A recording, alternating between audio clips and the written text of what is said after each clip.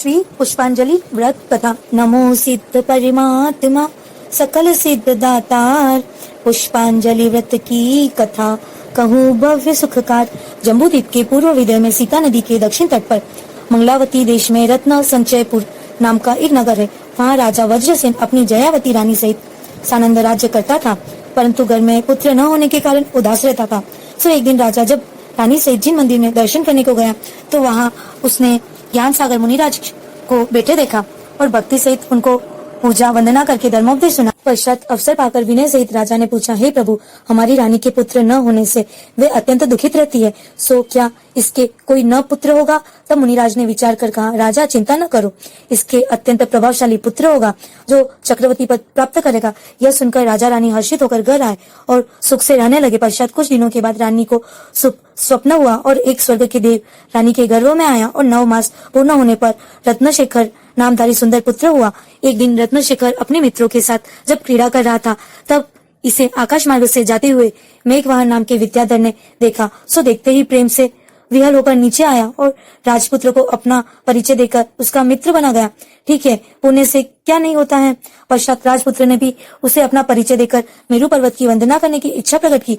तब मेघवाहन बोला, हे कुमार, हमारे विमान में बैठकर चलो। परंतु रत्नशेखर ने यह स्वीकार नहीं किया और कहा कि मुझे ही विमान रचना की विधि या मंत्र बताओ। सो विद्याधर ने ऐसा ही किया। तब विद्याधर की सहायता से 500 विद्या साधी। पश्चात मेघवाहन आदि मित्रों से 2.5 दिन के समस्त जिन मंदिर की वंदनार्थ प्रस्थान किया। सो विद्याधर पर्वत के सिद्धकूट चैत्यालय में पूजा स्तवन करके रंग मंडप में बैठा था कि इतने में दक्षिण श्रेणी रत्नपुर नगरी के राजकन्या मदन मंजूषा भी दर्शनार्थ सखियों सहित वहां आई और रत्नशेखर को देखकर मोहित हो गई, परंतु लज्जावश कुछ कह न सकी और खेदित चित्त होकर घर लौट गए। राजा रानी ने उसको खेत का कारण जानकर स्वयंवर मंडप रचा और सब राजपुत्रों को आमंत्रण किया। सो शुभ तिथि में बहुत से राजपुत्र वहां आए, उनमें रत्नशेखर भी आया। जब कन्या वरमाला लेकर आई तो उसने रत्नशेखर के ही कंठ में वह वरमाला डाली। इस पर विद्याधर राजा बहुत बिगड़े कि यह विद्याधर की कन्या है, वो गोचर को नहीं ब्याह सकती। परंतु रत्नशेखर ने उनको युद्ध के लिए तत्पर देख सबको थोड़ी देर में जीतकर यथास्थान विदा कर दिया। इनका पराक्रम देखकर बहुत से राजा उनके आज्ञाकारी हुए और वही उनको शुभोदय चक्र रत्न की प्राप्ति भी हुई। तब 6 खंडों को वश करके वे कुमार चक्रवर्ती पद से भूषित होकर नीच नगर में आए और पितादि गुरुजनों से मिलकर आनंद से राज्य करने लगे। एक दिन राजा रत्नशेखर माता पिता से सुदर्शन मेरु की वंदना को गए थे तो बड़े पुण्योदय से 2 चारण मुनियों को देखकर भक्ति पूर्वक वंदना स्तुति कर धर्मोपदेश सुना और अवसर पाकर अपने भवंतर का कथन पूछा तथा यह भी पूछा कि मदन मंजूषा और मेघवाहन का मुझ पर अत्यंत प्रेम था। तब श्री मुनि ने कहा, राजा सुनो, इसी जम्बूद्वीप के भरत क्षेत्र आर्यखंड में मृणालपुर नामक का एक नगर है। वहाँ राजा जितार और कनकावती सुख से राज्य करते थे। इसी नगर में श्रुति कीर्ति नामक ब्राह्मण और उसकी बंधुमती नाम की स्त्री रहती थी। इसके प्रभावती नाम की एक पुत्री थी जिसने जैन गुरु के पास शिक्षा पाई थी। एक दिन ब्राह्मण सपत्नी वन क्रीड़ा को गया था तो वहां पर उसकी स्त्री को सांप ने काटा और वह मर गई। तब ब्राह्मण अत्यंत शोक से विरल हो गया, उदास रहने लगा। यह समाचार पाकर उसकी पुत्री प्रभावती वहां आई और अनेक प्रकार से पिता को संबोधन करके बोली, पिताजी, संसार का स्वरूप ऐसा ही है, इसमें इष्ट वियोग अनिष्ट संयोग प्राय हुआ ही करते हैं। यह इष्ट अनिष्ट कल्पना मोह भाव से होती है, यथार्थ में न कुछ इष्ट है न अनिष्ट है, इसीलिए शोक का त्याग करो। पश्चात प्रभावती ने अपने पिता को जैन गुरु के पास संबोधन कराकर दीक्षा दिला दी। सो ब्राह्मण ने प्रारंभ में तपशरण किया, परंतु चारित्र भ्रष्ट होकर मंत्र यंत्र तंत्रादि के व्यर्थ झगड़ों में फंस गया। विद्या के योग से नई बस्ती बसाकर उसमें घर मांड कर रहने लगा और विषयासक्त हो स्वच्छंद प्रवर्तने लगा। तब पूर्ण प्रभावती उसे संबोधन करने के लिए वहां गई और कहा, पिताजी, जिन दीक्षा लेकर इस प्रकार का प्रवर्तन अच्छा नहीं है, इससे इस लोक में निंदा और परलोक में दुख सहना पड़ेगा। यह सुनकर ब्राह्मण कुपित हुआ और उसे वन में अकेली छोड़ दी। सो जहाँ प्रभावती नमोकार मंत्र जपती हुई वन में बैठी थी, वहां वन देवी आई और पूछा, बेटी, तू क्या चाहती है? तब प्रभावती ने कैलाश यात्रा करने की इच्छा प्रकट की। यह सुनकर देवों ने उसे कैलाश पर पहुंचा दिया। प्रभावती वहां भादो सुदी पाचम के दिन पहुंची थी।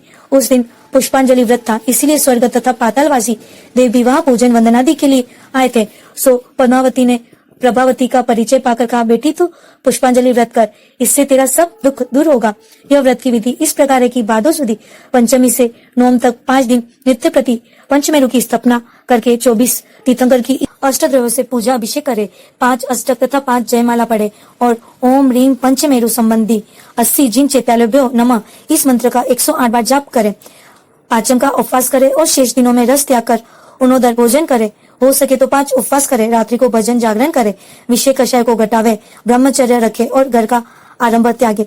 इस प्रकार 5 वर्ष तक व्रत करके फिर उद्यापन करे। 5 प्रकार के उपकरण, 5 जिनालों में बैठ देवे, 5 शास्त्र पधरावे, 5 श्रावकों को भोजन करावे, 4 प्रकार के दान देवे इत्यादि। यदि उद्यापन करने की शक्ति न होवे तो दुना व्रत करे। इस प्रकार प्रभावती ने व्रत की विधि सुनकर सहर्ष स्वीकार किया और उससे यथाविधि 5 वर्ष तक पालन किया तथा उद्यापन भी किया। इससे उससे बहुत शांति हुई। पद्मावती देवी ने उसे विमान में बिठाकर उसके नगर मृणालपुर में पहुंचा दिया। वहां पहुंचकर प्रभावती ने स्वयं प्रभु गुरु के पास दीक्षा ली और तप करने लगी। तप के प्रभाव से बहुत प्रशंसा फैली। यह प्रशंसा उस पिता से सहन नहीं हुई और उसने उसे दुख देने की विद्या भेजी। विद्या बहुत उपसर्ग करने लगी, परंतु प्रभावती रंच मात्र भी नहीं डिगी और अंत में समाधि मनन करके अच्युत स्वर्ग में देव हुई। वहां उसका नाम पद्मनाथ हुआ। इसी बीच मृणालपुर की एक रुक्मणी नाम की श्राविका मरकर उसी देव की देवी हुई। वे दोनों सुपूर्वक कालक्षेप करने लगे। एक दिन उस पद्मनाथ देव ने विचारा कि हमारा पूर्व जन्म का पिता मिथ्यात्व में पड़ा है, उसे संबोधन करना चाहिए। यह विचार कर उसके पास गया और अपना सब वृत्तांत कहा। सुनकर वह बहुत लज्जित हुआ और सब प्रपंच छोड़कर शांति चित हुआ। पश्चात जिनोत्तप्सरण किया और समाधि मरण कर स्वर्ग में प्रभास देव हुआ। वह पद्मनाभ देव स्वर्ग में चढ़कर तू रत्नशेखर चक्रवर्ती हुआ है और पद्मनाभ की देवी तेरी मदन मंजूषा नाम की पटरानी हुई है तथा प्रभास देव वहां से चढ़कर यह तेरा मित्र मेघ वाहन विद्याधर हुआ है। हे राजा, तूने पूर्व भव में पुष्पांजलि व्रत किया था, जिसके फल से स्वर्ग में सुख भोग कर यहाँ चक्रवर्ती हुआ है और ये दोनों भी तेरे पूर्व जन्म के संबंधी है। इससे इनका तुझ पर परम स्नेह है। यह सुनकर राजा ने पुष्पांजलि व्रत धारण किया और यात्रा करके घर आया। वह विधि सहित व्रत किया। पश्चात बहुत काल तक राज्य करके संसार से विरक्त होकर निज पुत्र को राज्यभार सौंप कर जिन दीक्षा ले ली और गौर तब करके केवल ज्ञान प्राप्त किया तथा अनेक भव्य जीवों को धर्मोपदेश दिया। पश्चात शेष कर्मों को नाश करके मोक्ष पद प्राप्त किया। मदन मंजूषा ने दीक्षा ले ली। तब कर 16वें स्वर्ग में देव हुई। मेघवाहन आदि अन्य राजा भी यथा योग्य गतियों को प्राप्त हुए। इस प्रकार और भी भव्य जीव श्रद्धा सहित यह व्रत पालेंगे तथा कषायों को क्रश करेंगे तो वे भी उत्तमोत्तम पदों को प्राप्त करेंगे। पुष्पांजलि व्रत पाल कर प्रभावती गुणमाल, लहो सिद्ध पद अंत में, नमो त्रियोग समाल। जय जिनेन्द्र। हमारे इस चैनल को लाइक और सब्सक्राइब कीजिए जैन धर्म की और व्रत कथा सुनने के लिए।